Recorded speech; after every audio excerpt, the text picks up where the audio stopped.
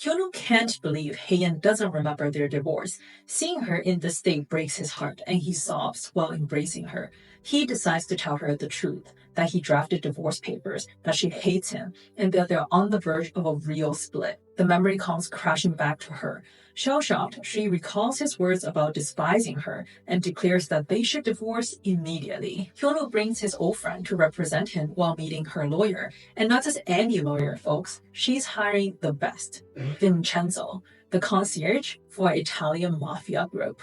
Yep, that's right. For those who watched the drama Vincenzo, this is a huge Easter egg. I recapped that amazing show as well, so be sure to check it out. Vincenzo expresses that he's super unimpressed by their public release about the divorce, citing irreconcilable differences. Hae-in is a proud and aloof person, and if the public thinks that they have personality differences, they'll obviously blame her.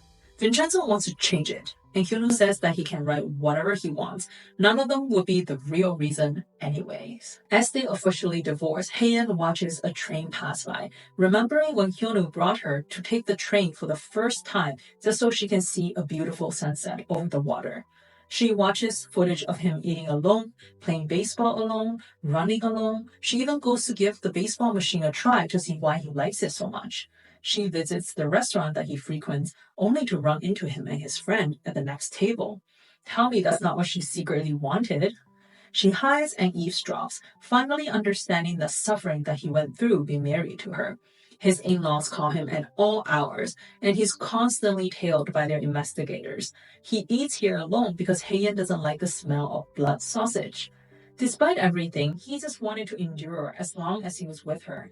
Hearing that he wants to stay with her, she cries, wanting to live and grow old with him. But living is now a luxury. When it's dark, she comes home to find Yeon-sun waiting. He demands that she fire Hyun-woo from the company now that they're divorced, declaring that he's the one who's needed by her side.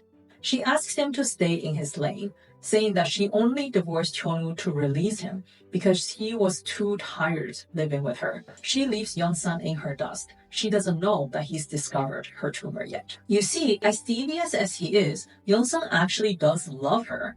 When they were little, he saved Hae-in from a vicious dog and kept her necklace that she dropped. He also has Hyun-woo's assistant in his pocket, feeding him information. Hyun-woo finds out and starts investigating Yeon-sun for real. He discovers the grandpa's girlfriend bought a rare watch, which is now on Yeon-sun's wrist, questioning his true identity. Hyun-woo stops Yeon-sun's car, warning him to stop stalking Hae-in. Yeon-sun looks dismissive, knowing that Hyun-woo can't protect her. Queen's-guk is about to face disaster because Yeon-sun has set his plans in motion. He tells Hae-in's brother the resort project has been halted due to some bogus land restrictions, causing investors to back out. The brother runs to Hyun-woo for help.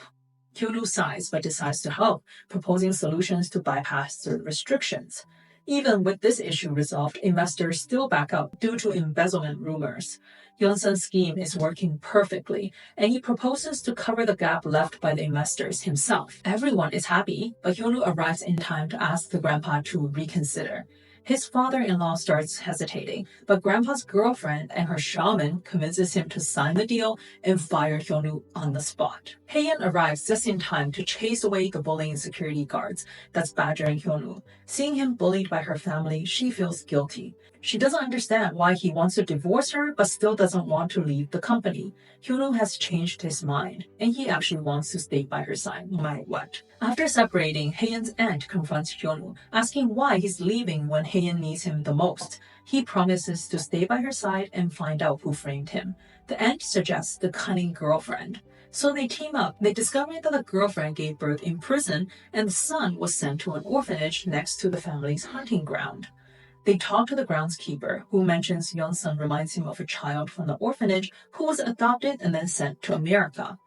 Hyun-woo connects the dots, concluding that Yeon-sun is the girlfriend's son. The aunt volunteers to get evidence, picking a fight with the girlfriend and pulling out her hair, getting strands for DNA testing. The result confirms their connection. Hyun-woo immediately informs Grandpa. As Grandpa looks shocked, the girlfriend reveals that she's been poisoning him. The poison will slowly kill him over a few months. As Grandpa falls into paralysis, he regrets his foolishness, chasing away loyal people like Hyun-woo and his own daughter over this conniving girlfriend. Hearing about his collapse, the family rushed to the hospital, but the girlfriend refuses their entry. She's gained his trust and is now holding guardianship over his medical care. The aunt confronts her about her and her son's ploy to take over the family business. She admits it since it's pretty much a done deal, and Yeon-sung uses his majority shareholding to kick the family out of office. Hae-in's sister-in-law skips the country with her son, leaving a broken-hearted husband. Back home, Hyun-woo's family and friends crowd around him for comfort, saying his in-laws deserve their misfortune. They tell him to forget that evil drama queen and live a peaceful life.